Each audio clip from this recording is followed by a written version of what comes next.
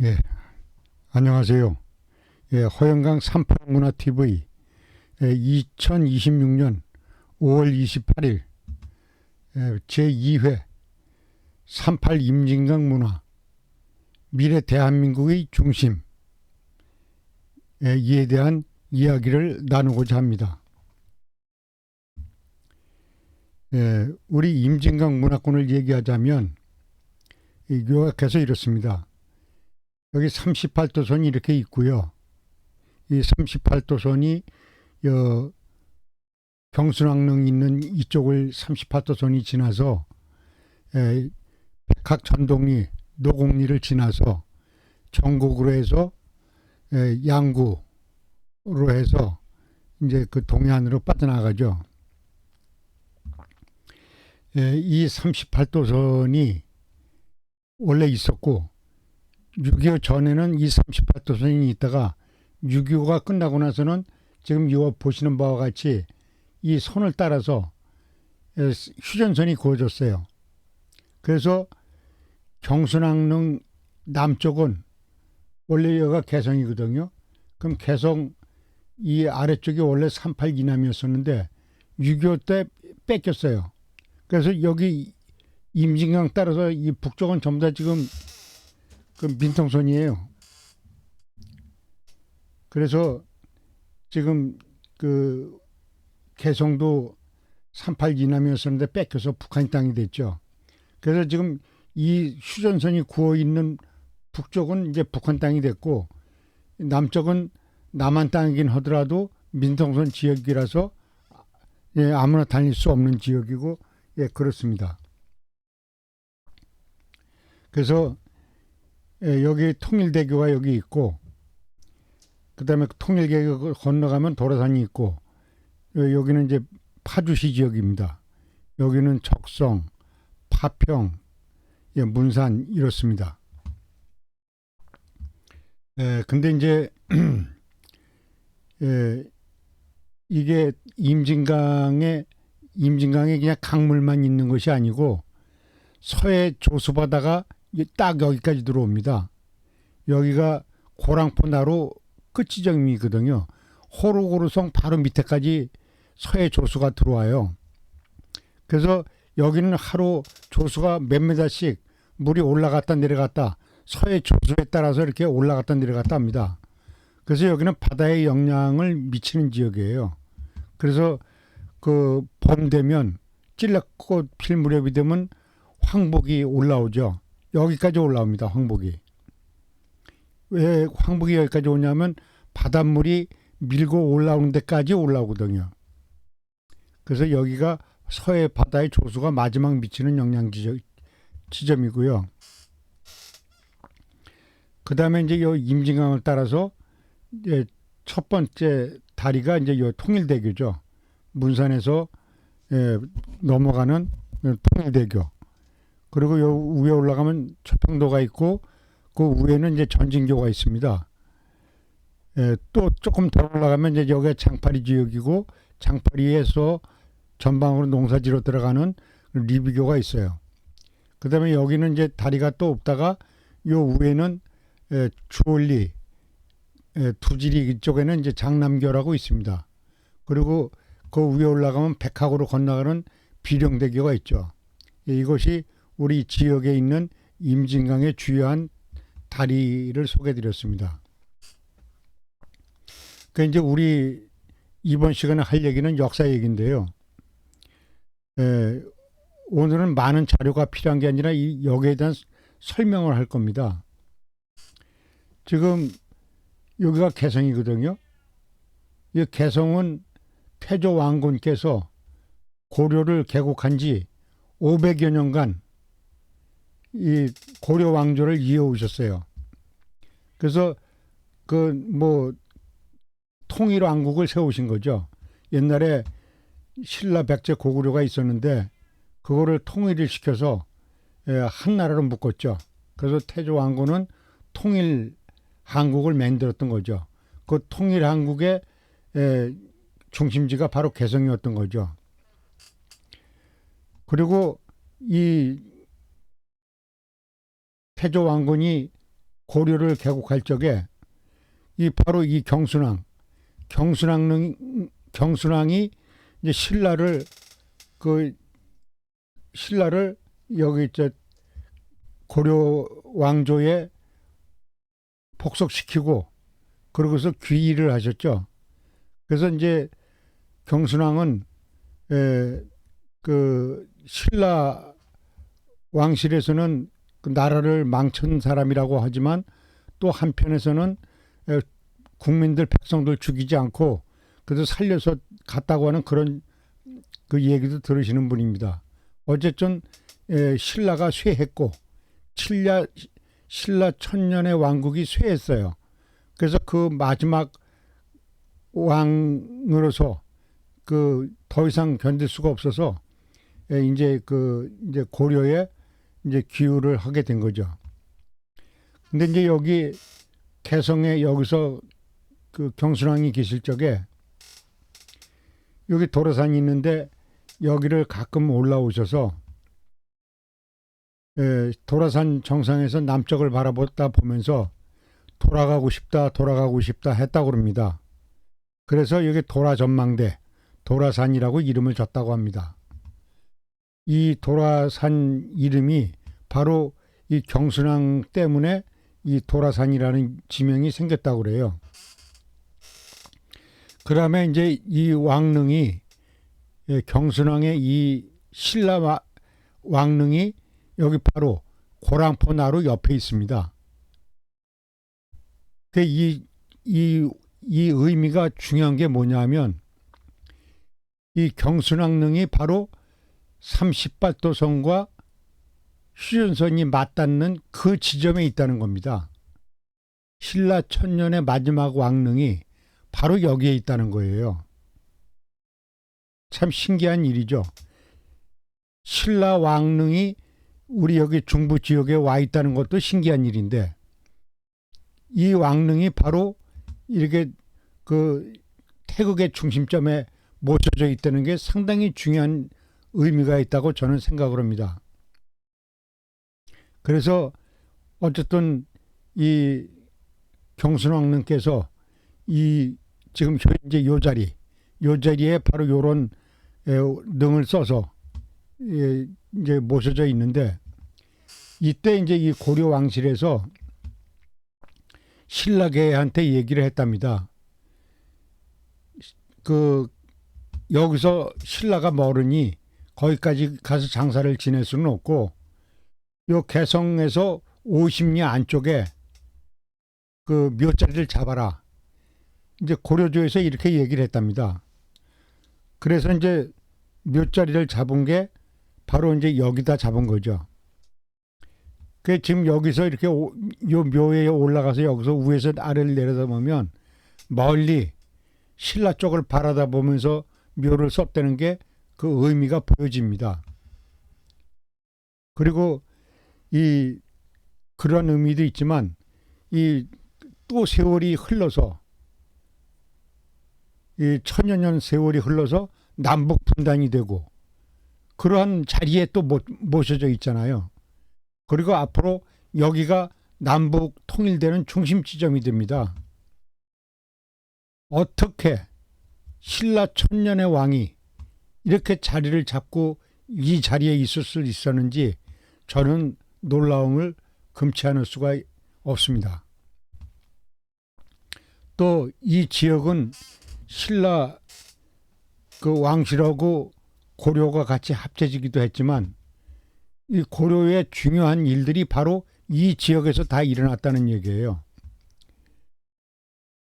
지금 이 고려 태조 왕건이 모셔져 있는 데가 여기 숭의전이죠.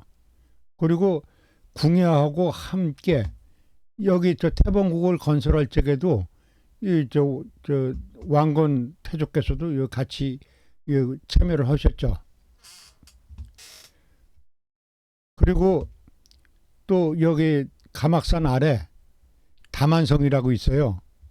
거기에 이분이 견훤인데 이 견훤이 그 태조 왕건한테 그 귀의를 하셔서 항복을 하신 거죠. 그 와서 있을 적에 잠시 여기 다만성에 와서 모셔져 있었던 적이 있었습니다. 그래서 이제 이 그 견훤이 그 다만성 적성에 있는 그 다만성에 모셔져 있었던 얘기도 말씀을 드릴 수가 있고, 그 다음에 여기 그 가막산 꼭대기에 보면 빗돌대왕비라고 있습니다. 그 몰자비라고도 하고 그 빗돌대왕비라고도 하고 그러는데, 이게 그 당나라 장수였던 서린기 장군이 바로 요 주월리 출신입니다. 출생을 이 주월리에서 하셨어요. 그래서 이쪽 지역에는 서린기 장군에 얽힌 설화가 굉장히 많습니다. 그래서 요 가막산 올라가는 요 밑에 있는 계곡이 그 영국군이 전쟁했던 이 지역이 설마치거든요. 설마치가 무슨 뜻이냐면 서린기 장군이 말을 타고 다니면서 훈련을 했다. 말 발고 말에 있었다. 그래서 설마치, 마제리 뭐 이런 그 언어들이 이쪽 지역에 많이 있습니다. 그래서 서린기 장군하고의 그런 설도 있고, 또 영국군과 중국군이 격돌해서 결국은 이제 영국군이 나중에 패퇴하긴 했지만 그 중요한 역할을 했고, 또 이 지역은 그 항상 그 중국하고의 전쟁이라든가 임진왜란이라든가 이런 거 있을 때 항상 여기 도강을 하고 그러는 그런 자리였었습니다. 예를 들어서 칠 때 그 헌정이 그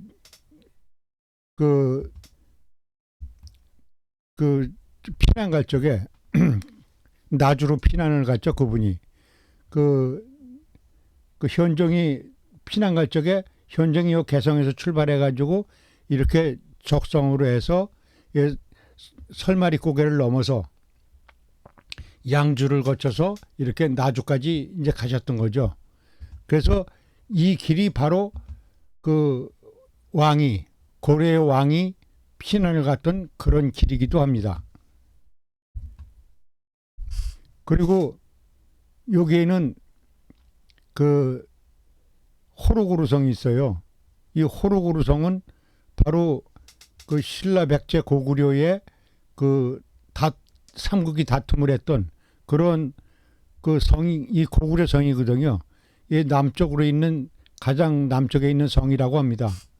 그래서 호로구르 성이 지금도 그 흔적이 남아 있거든요. 그래서 이 호로구르 성도 앞으로 한번 또 다루기로 이제 하겠습니다. 그래서 어쨌든 이 고려 왕실에서 이 고려 거란 전장을 할 적에 바로 이 현종이 이 길을 따라서 이렇게 피난을 가서 이렇게 적성을 해서 갔다는 그 내용하고요. 그 다음에 현종한테 그 왕위를 물려주셨던 분이 이 목정이거든요. 이 목정 대왕이 바로 적성 가막산 아랫자락 그 계곡에서 피살을 당하셨어요. 그래서 피살 당하시고 그 다음에 이제 현종이 그 8대 왕이 됐거든요. 그 목종 대왕이 목종이 7대 왕이신데 이분이 돌아가신 게 바로 저 적성에서 돌아가셔가지고 지금도 그 추모 비가 거기에 있습니다. 여기 가볼 수가 있습니다. 그리고 그 입구에 보면 그 정중부한테 김부식이가 처참하게 학살을 당했거든요. 여기 개성에서 그 김부식이 그 정중부가 나이 많으신 장군인데 그 무시를 해가지고 그 수염을 태우고 그랬잖아요. 하얀 수염을. 그래가지고 그 무신 반란이 있고 나서 김부식이가 정중부한테 이 자리에서 죽었습니다. 바로 이런 자리고, 그 다음에 그 무신 정권 때 최충원의 동생 최충수가 그 이민희한테 바로 이 자리에서 죽었어요. 여기 그 지금 윤관 장군 연못 앞에서. 그래서 그 이러한 우리 지역은 고려하고 뛸래야 뛸 수 없는 이러한 인연이 있다 하는 걸 말씀을 드리는 거죠. 그리고 요거 주월리에는 그 전설이 있습니다. 이 주월리라는 게 주월리 동네는 바로 여기입니다. 요 지금 강 건너 여기는 원당리고 주월리는 여기입니다. 근데 이 주월리는 배주자 달월자입니다. 왜 주월리라고 했냐면 고려 때 고려의 왕들이 임진강 석벽이 아름다운데 그 아름다운 석벽 아래 달밤에 배를 띄워서 그 궁녀들하고 같이 물놀이를 했다. 그래서 여기가 주월리라고 합니다. 그래서 이게 주월리. 그래서 이 주월리는 고려 왕조들이 배 타고 뱃놀이를 하던 그래서 지명도 주월리가 됐다는 그런 얘기고, 그 다음에 여러분들은 그 황희정승이 누런소 검은소 얘기를 교과서에서 보셨을 거예요. 그건 국민학교 교과서에 나와 있는 얘기니까. 그 황희정승이 처음에 그러니까 지금으로 말하면 구급 공무원이었을 적에 처음에 관직이 적성현에서 근무를 하셨답니다. 그래서 여기 그 적성 지금 그 향교 있는데 거기에 그 향교토가 거기 적성현이었었는데 거기서 여기 문산에 있는 집을 가려고 그러면 문산 여기거든요. 여기 통일대교 밑에가 그 황희정승 댁입니다. 그 여기를 배를 타고 가려고 이 배를 여기가 그 강정나루거든요. 그 배를 타러 여기서 걸어서 가던 길에 누런소 검은소가 일을 하는 걸 보고 여기 이 자리에서 이제 그 농부한테 물어보니까 농부가 저만큼 데리고 나가서 얘기를 하는데 누런소가 일을 더 잘한다 그렇게 얘기를 하니까 그러면 그 자리에서 얘기를 하지 왜 여기까지 데리고 오느냐 그랬더니 소들이 다 말을 알아듣기 때문에 여기서 얘기를 하면 그 일 못한다고 그러는 소가 기분이 나쁠 거니까 그래서 여기 와서 얘기를 한다고 이렇게 얘기했던 일화가 국민학교 교과서에 나오죠. 그게 바로 이 지역 주월리 얘기입니다. 주월리에서 있었던 누런소 검은소 밭 가는 얘기가 바로 황희정성 했던 얘기가 이 자리 얘기입니다. 그래서 어쨌든 이쪽에서 그 견훤이 여기에서 잡혀 있었기도 했고 또 여기 숭의전도 여기에 있고 현재도 있습니다. 그리고 1년에 한 번씩 봄 가을로 제도 올립니다. 이 태조 왕건의 제사를 여기서 모시거든요. 그리고 궁예의 태봉국이 철원에 있고 이제 이렇게 이제 우리 지역이 구성이 돼 있어요. 자, 그러면 여기서 이제 우리 지역의 얘기를 좀 더 하겠습니다. 얼마 전에 고려 거란 전쟁이 끝났죠. 그 고려 거란 전쟁을 끝났고 그 이후에 생긴 일이 청나라 거기에 싸움이 있었죠. 그 청나라가 그 쳐들어왔을 적에 청나라가 여기 그 청나라 얘기부터 이제 마이트자 얘기부터 해야 되겠네요. 그 아까 얘기 드렸듯이 3번 여기 38선하고 휴전선하고 맞닿는 부분 이게 태극의 중심점이라고 합니다. 그리고 이 자체가 태극이고 38선과 휴전선이 태극입니다. 그래서 이쪽 위에는 빨갛고 이쪽 아래는 파란 이런 대한민국의 운명과도 같은 그런 형상으로 그려져 있죠. 그리고 그 마이태자 이 경순왕의 아들이 경순왕은 나라를 태조 왕건한테 바쳐서 국가를 복속을 시켰지만 이 마이태자는 복속을 안 하고 따로 떨어져 나갔어요. 그래가지고 인제로 갔거든요. 그 인제로 가서 끝까지 그 신라 부활을 위한 성을 쌓고 노력을 했습니다. 그런데 마이태자 뜻대로 되지를 않았죠. 그래서 결국은 마이태자가 이제 이 중국 그 지금 현재 만주로 갔죠. 그것이 이제 금나라 그 후손들이 이제 마이태자의 후손들이 그 다음에 세운 나라가 바로 금나라. 금나라의 아골타가 바로 마이태자의 후손입니다. 그러니까 금나라 청나라가 청태정도 마찬가지고 다 이분들이 전부 다 이 경순왕의 후손들입니다. 그래서 저는 제가 이거 어디 뭐 책에 나온 건 얘기가 아니고 제가 스승님한테 이런 말씀을 들어서 제가 그 일반인들이 알 수 없는 얘기를 제가 말씀드리는 거예요. 근데 요새는 그래도 나름대로 이 청나라가 한국 계통이었었다는 얘기가 나오더라고요. 다행스러운 일이라고 생각이 되고 지금 제가 한 30년 전까지만 해도 청나라, 뭐 금나라 이런 것들은 전부 다 중국 이렇게 얘기를 알고 있거든요.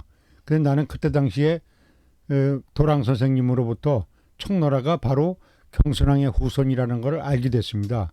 그래서 저는 이제 남다른 눈으로 봤고 제가 회사를 하면서 일부러 그 심양을 가서 그 궁궐을 들러봤습니다. 그래서 애신강나라는 것이 있고 그래서 이분들이 바로 신라의 후손들이기 때문에 바로 그 청나라가 애신강나라는 말을 쓴 것도 바로 이런 뜻이었구나 하는 것을 제가 이해할 수가 있었어요. 어쨌든 이 마이태자는 뭐 이 경순왕의 후손인 건 틀림없는 일이고 이 경순왕이 이 중국으로 가서 거기서 지금 청나라 지역 그러니까 저기 만주죠. 만주에 가서 그 금나라를 세웠고 그 금나라의 아골타가 후손이고 또 아골타의 후손이 누르하치 이렇게 되는 거죠. 그리고 누르하치의 아들이 바로 청태정이고 그래서 그때 이 금나라가 청나라가 이제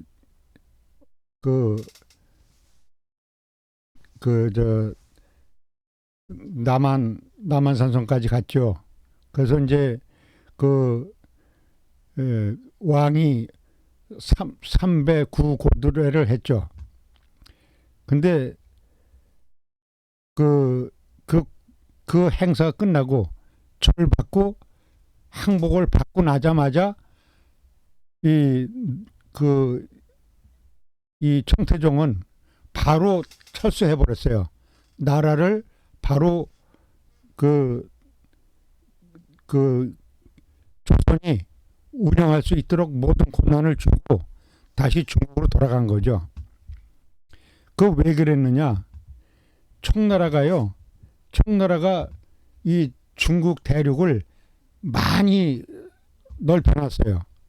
근데 어느 한 지역도 하나도 베풀어 준 적이 없어요.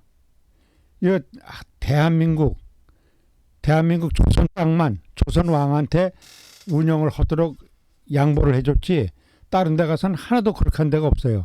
그건 왜 그러냐?